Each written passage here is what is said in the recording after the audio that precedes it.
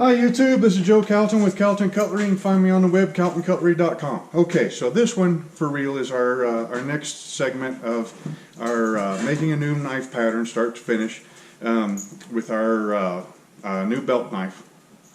Okay, so this one right here is going to be on handle material selection. Okay,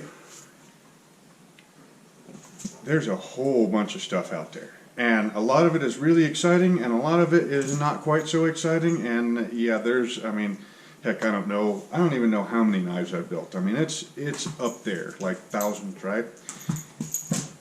And I haven't even used half of what's out there. Maybe not even a quarter of what's out there. And there's a whole bunch of stuff that I'm probably never going to use. A whole bunch of stuff I'd really rather not use. And yeah, it's just amazing. So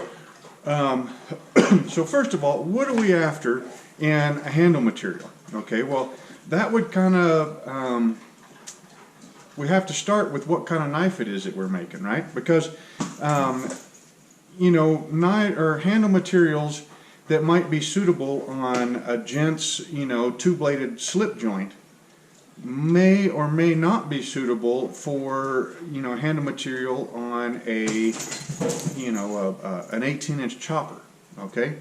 And, you know, what might be suitable for a handle material on a paring knife might not be suitable for, you know, on a rough use type knife, you know, something that you're gonna, you know, dig and pry and just beat to crap, you know, I mean, that knife, right? And then, you know, something that you might put on a chopper, you know, something that's very, very tough, something that's, you know, pretty much bulletproof, might not be suitable for something that's, you know, on a really classy, you know, liner lock EDC, you know. Maybe you want something to dress it up quite a bit. Okay, so there's, now to give you some examples for that. Okay, so the pocket knife I've been carrying for a while, and you guys have seen this one quite a bit, okay? It's, you know, the prototype of one of my liner lock designs. And it's, you know, I guess it's an okay looking knife. I mean, we got 250-ish layer, 1095 and 15N20 for the blade, 110 layer-ish for the bolsters so that we have a, you know, a bolder pattern. And then the scales are cow shin bone. I actually bought these as scales instead of using, you know, dog treat. But yeah, that's all it is cow shin bone. And it, you know, it looks pretty good and everything. For a knife like this, for the way, as hard as I am on knives, because first of all, I'm hard on knives, I mean, just the way it is, right? I wouldn't necessarily say I abuse them all that much. It's just, I don't cut them any slack, you know, I mean, now, you know, a knife like this, I am not going to use it to pry open a painted shut window, okay? I'm also not going to, you know, baton it through, you know, a 4-inch log to try to split it, you know, but when it comes down to it, you know, I mean, if I've got a shingle I need to cut and the razor knife is on the other side of the roof, you bet your butt I'm going to grab that knife out of my pocket, cut a shingle with it. Tar, gravel, all that kind of stuff and all, yep, it's going to get cut. Cut dirty rope with it. I don't know that I've dressed out an animal with this yet. I'm sure I've probably, no, I didn't go small game hunting at all this year. And I don't think I used this on our antelope or anything. But, you know, I mean, yeah, heck, I mean, I've dressed out elk with, you know, knives that size. And so for me, that bone is a little on the delicate side for the way that I use a knife.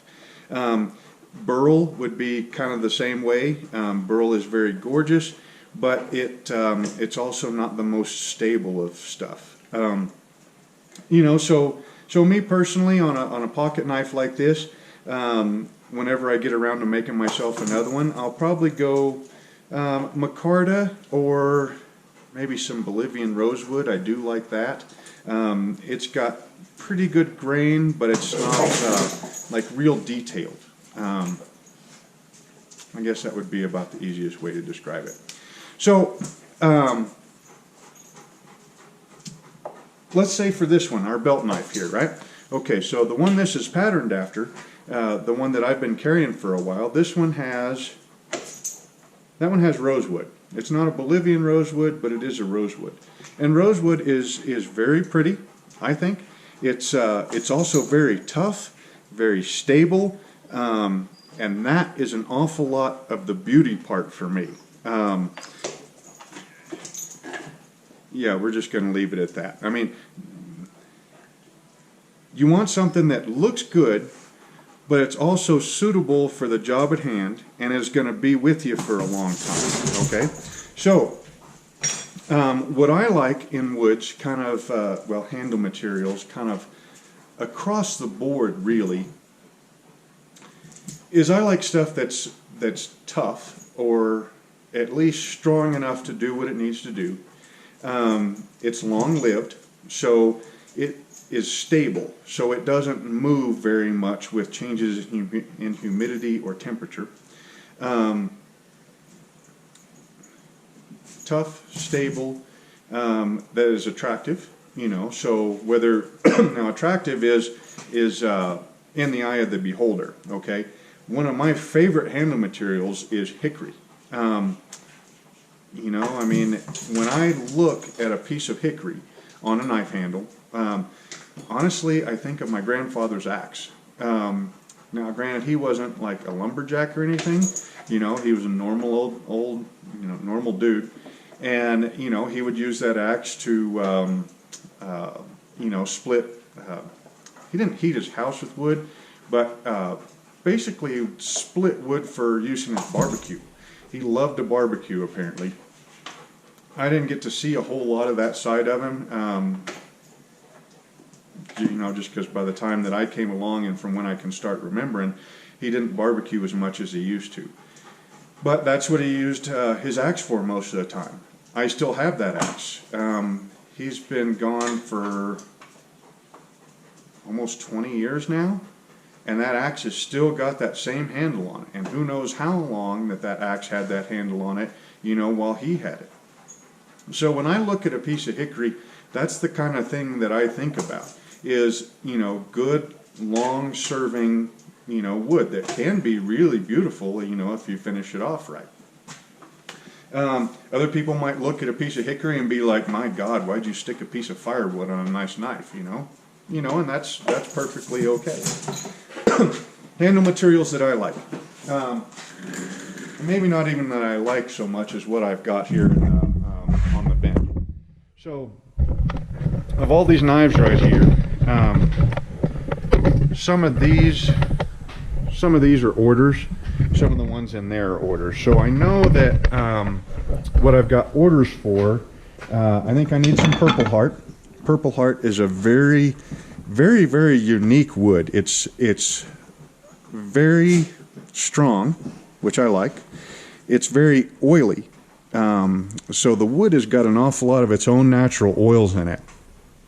And that oil makes it to where it won't absorb moisture as well as, say, maple or pine or something like that, right? So that oil makes it very stable also. Purple Heart is also very cool in the fact that you can see this piece is purple. Well, when you cut it, it's brown. Turn this on. When you cut it, it's brown, and then as it interacts with either the oxygen in the air or UV light or whatever, it turns purple. And that's a really cool wood, and a very, very gorgeous, very stable, excellent, excellent wood that's, you know, fairly cheap. I call these, and pretty much everything in this pile and most of the stuff that's on the shelf over there, I call them semi-exotics. So they're kind of exotic, but they're not like really, really exotic, especially now in the, you know, internet age.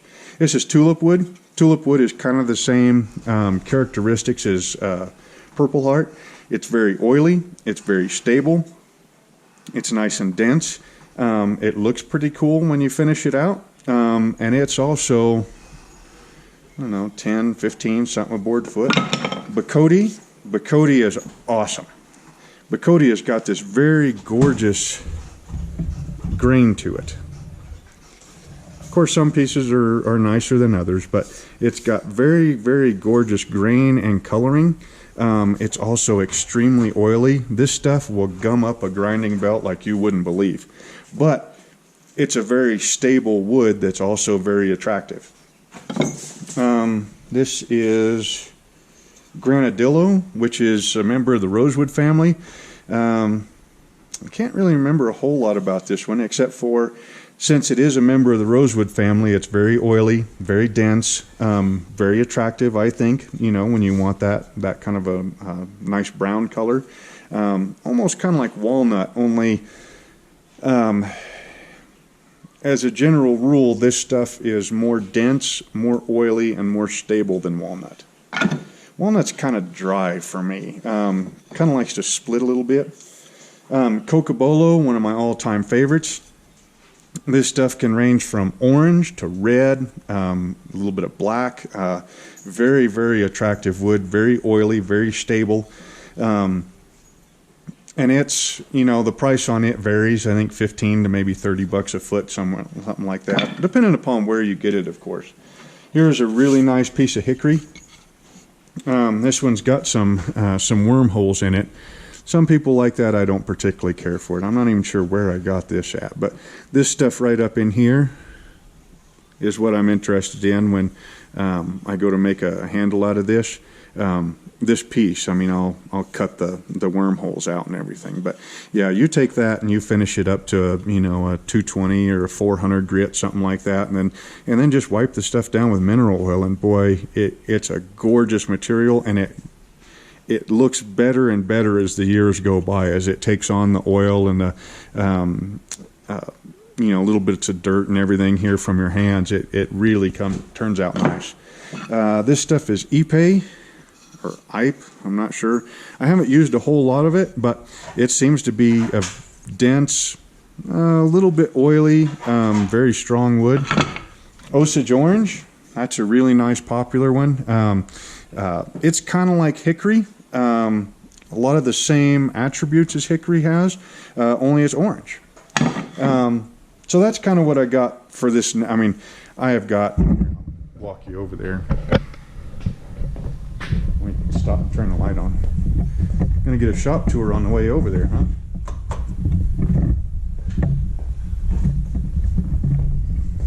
And you'll have to excuse my shelves, my wood shelves. I haven't had a chance to organize them, but so these shelves are a foot deep. They're 5 foot wide and 14 inches tall, both of them, and they are chock full of different kinds of wood. We got hickory, maple, purple heart. The maples, we've got curly maple, bird's eye maple. I think there's maybe there's just regular maple in there. We got zebra wood, osage. No, that's red heart. Red heart I never really did care for very much, but I've got some of it anyway. So red heart, lace wood. That's some more lace wood. I think there's ebony in here. That ipe, cherry. Yeah, cherry. Whole bunch of different cocobolos, Bolivian rosewood, which I suppose I should show you some of that. See where we're at here. Bolivian rosewood.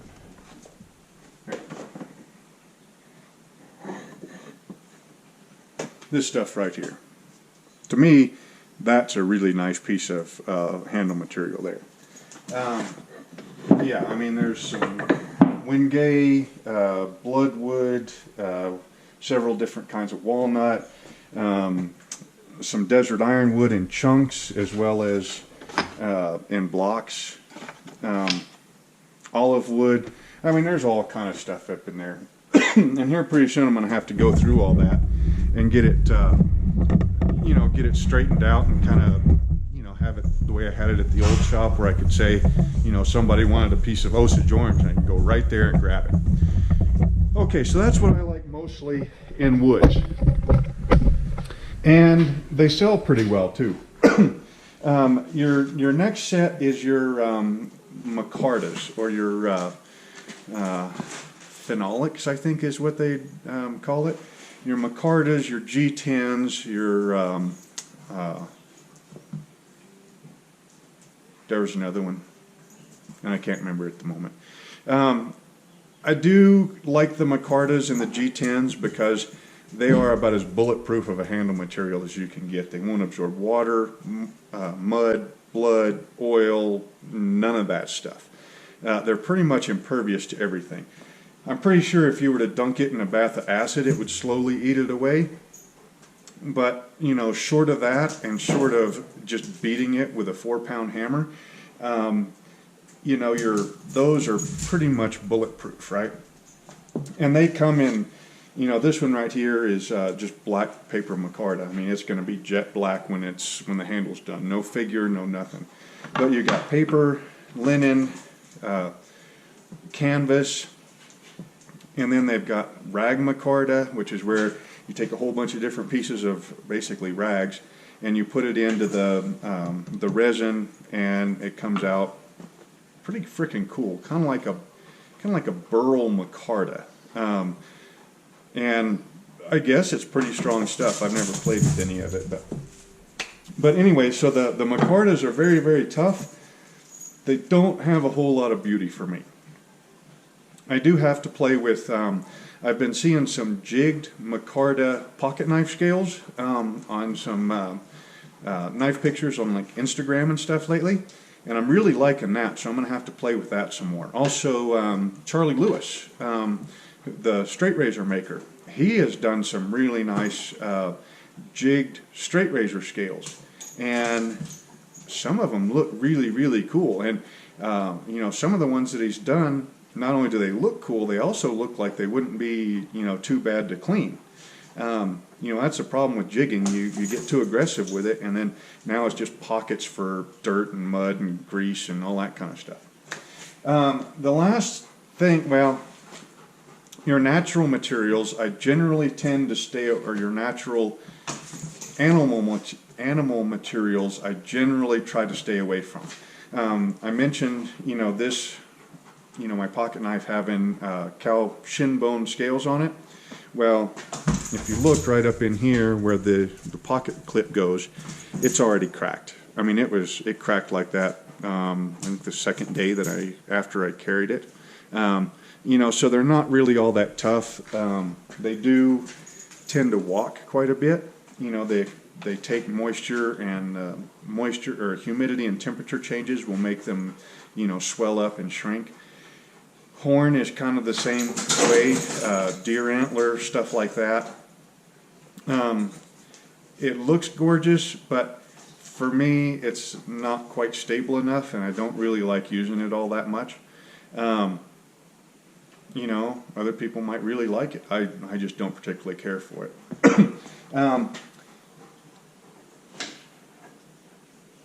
Carbon fiber is another one that I hear is really, really rough on knife makers' health. So it and your G10s and your micartas aren't really the greatest thing either. Also, a lot of your exotics, like especially cocobolo, I've heard, and this hadn't happened to me yet, and I stress yet, but a lot of times apparently knife makers can develop allergies to cocobolo, like serious, like life-threatening type allergies. So when you start working with a new kind of wood, just kind of keep that in mind, because not only do you have to worry about, you know, the dust and the allergies that you create for you and your shop, especially if like your shop is attached to your house, like a 2-car garage type of deal, and you have visitors or you have family members come into your shop to come get you for dinner, or, you know, come out to hang out or something like that. Sometimes your exotics, you know, they might be allergic to it, and, you know, they walk in and, you know, pick up a knife and start handling it, or a tool, and it's got cocobolo dust on it, and they're allergic to it. Okay, so just kind of bear in mind with that. All right, so the last thing I'm going to talk about is your burls, okay? Because burls are gorgeous, Okay, and they're absolutely gorgeous.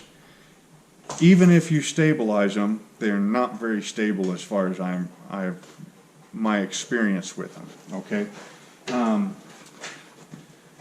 they're not very stable, strong. Yeah, they're not very stable or strong. Okay, so you take this piece of osage, right? Or like an axe handle. Okay, on an axe handle, you want a piece of wood that's got nice straight grain that runs the length from the butt of the handle all the way up to the head of the, where the axe is. And that's where you get your strength from. Nice straight grained wood. Okay, so this piece of osage is, this piece of cocoa, you can see that grain runs, straight from one end, or from here up to here. I mean, that's a really strong piece of wood. Burl, by definition, is not. Okay, so the burl, the way I understand it, burls are created by a wound in the tree.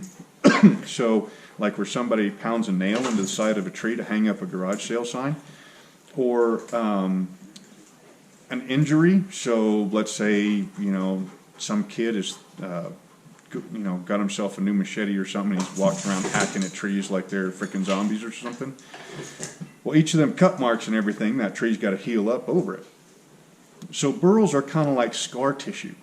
On a human, like a human hand, like there's a big old scar right there. I cut that when I was a kid, and so, the skin and everything grew back over it, to heal it up. Well, that's kind of what burls are. So they are not straight grain. Their grain is kind of convoluted all over the place. And that's what gives it the figure. But since it doesn't have a nice continuous grain, it's not really all that strong. And the stabilizing, I've had this happen with both commercially stabilized stuff and the stuff that I stabilize here in the shop with cactus juice. You put that stuff through a dishwasher, or a lot of boiling water type, washing it or letting it soak in really, really hot water, and that stuff starts moving. It also isn't the best choice for like hard use type knives, or choppers, swords, anything that's going to have impacts. It seems like it can't absorb those impacts very well, but it is gorgeous. So I think one of those paring knives, this is my burl box, or burl boxes here. I guess we can put this off to the side, because who doesn't like looking at burls, right?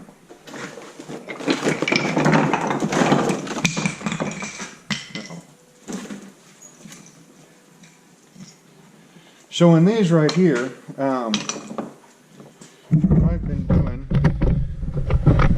is, there was a tree I had to take down last summer, box elder, and it had a lot of this really gorgeous red burl in it. Now this is a really thin piece, but see how it just snaps? Now granted, that's a little bit on the thin side, but you might have that on a pocket knife scale, so if that's backed up with a good solid brass liner, okay, maybe it'll make a serviceable handle, maybe not. But that's something that you do have to look out for with burl. So in this box, I've got mostly,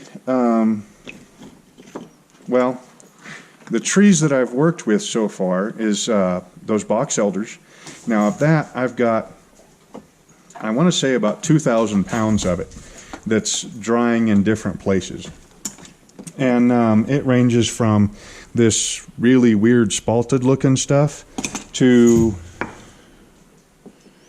fairly plain Jane, fairly plain Jane burl type. And some of it is, oh, that's some stabilized curly maple that I played with. Some of it is like this. I should turn you this way to see it a little bit better. Just absolutely freaking amazing. There's also some cottonwood burl in here. A friend of mine had a huge, I mean, we're talking like 5 foot in diameter cottonwood stump on his place that's got a whole bunch of burls on it. And so I traded him, I think I sharpened like 2 or 3 or 4 chainsaw chains for him, and maybe a knife or something like that for that whole frickin' stump.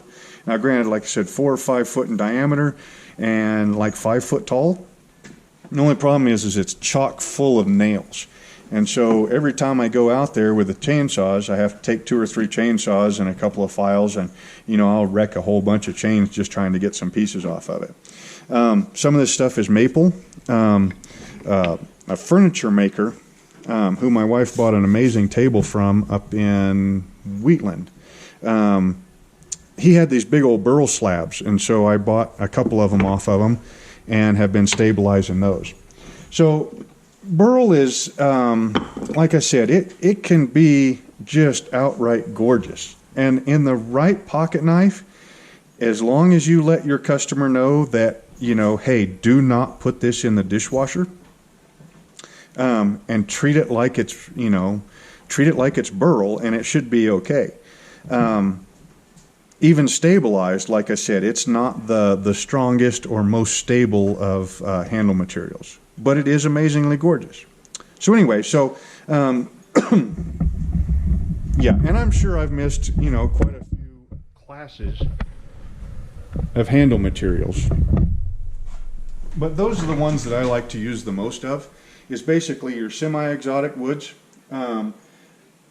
some burls in certain cases, like the EDCs and the paring knives, maybe some chef's knives, stuff like that. Nothing that's going to be getting an awful lot of impact. Nothing that's going to be exposed to wide swings in temperature or humidity. That's where burls excel for me. The rest of the stuff is your Micartas and your semi-exotics, and even some of your domestics, like hickory and osage, and to a point some walnut, maples,